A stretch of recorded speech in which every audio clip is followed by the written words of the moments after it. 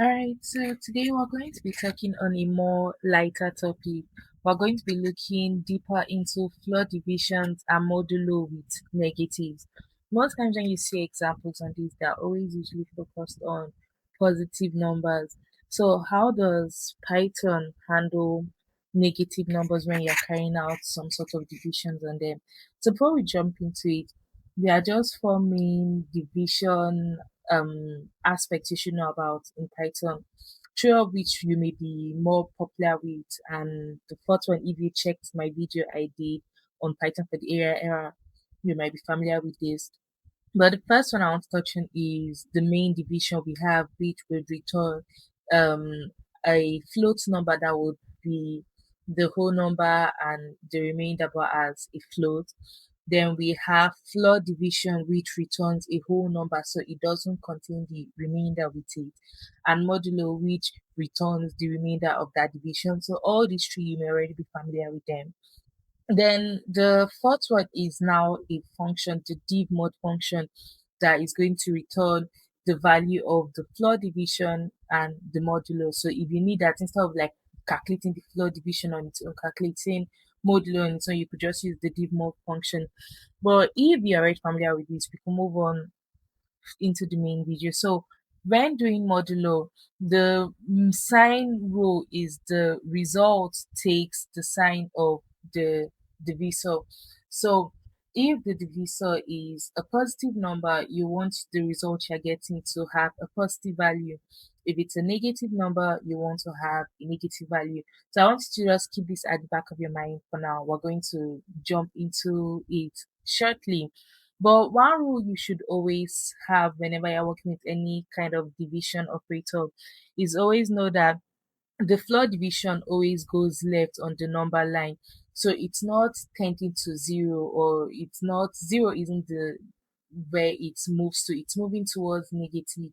So when you're working with positive numbers, you may not really like, I know if you've done division, if you've done like programming for a while, you may have heard people say this, but your mind will not really understand but until when you now start working with actual negative value. So it's not going to check if the number is positive or negative. Let's say, for example, we have 7 divided by 2. The value is 3.5. If you were to round this up, saying using this rule at back in mind that it tends towards negative, in your mind be like, okay, so I'm just going to round it down. You're going to have a 3. But you can easily just keep that back in mind, oh, it's just moving towards 0. But what if you now have negative 7 divided by 2? You now have negative 3.5. If I were to now ask you what is it going to be, if you were to now round it up, you may now want to say a negative 3. If you do that, you'll be wrong. Remember, it tends towards the negative numbers, not 0. So we're going to have negative 4. Then, whenever you're calculating, just ask some kind of like background check to be sure whatever you're doing is correct.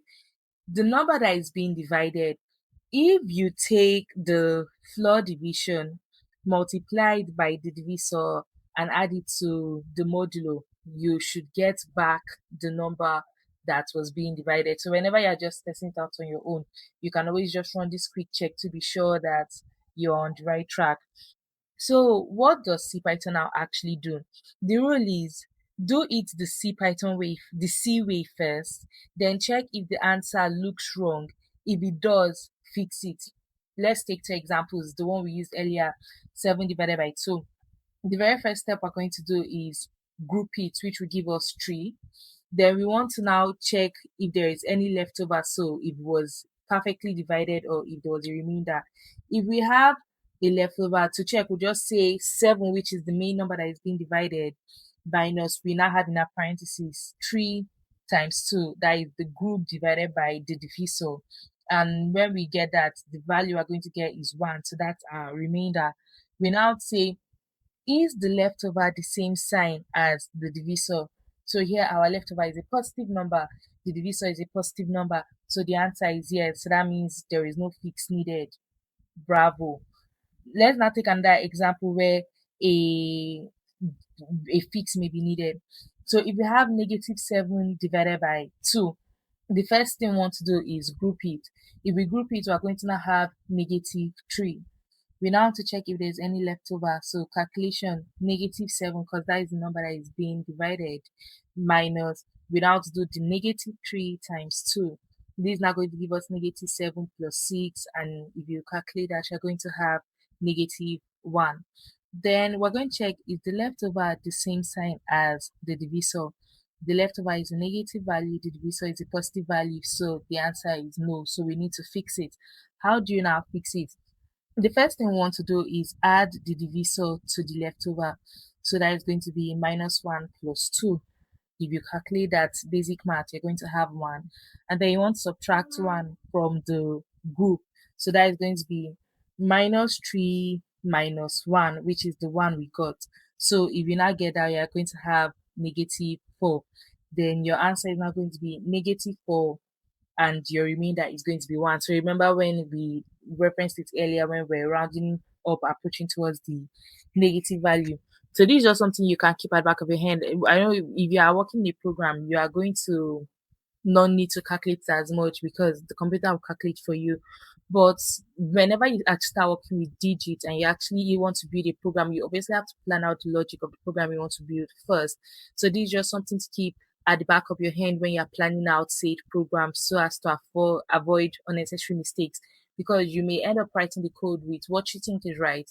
Your code is correct, everything is correct, but the problem is the logic. Logic is always going to be the first place any program you're working on fails. So you need to make sure you are starting with a good logic. Even if your code is good, if your logic is bad, you are never going to get the program you're looking for. But hopefully this was able to explain it to you. If you have any questions or anything you don't understand, leave it in the comment section below and I'll explain it to you. All right, ciao.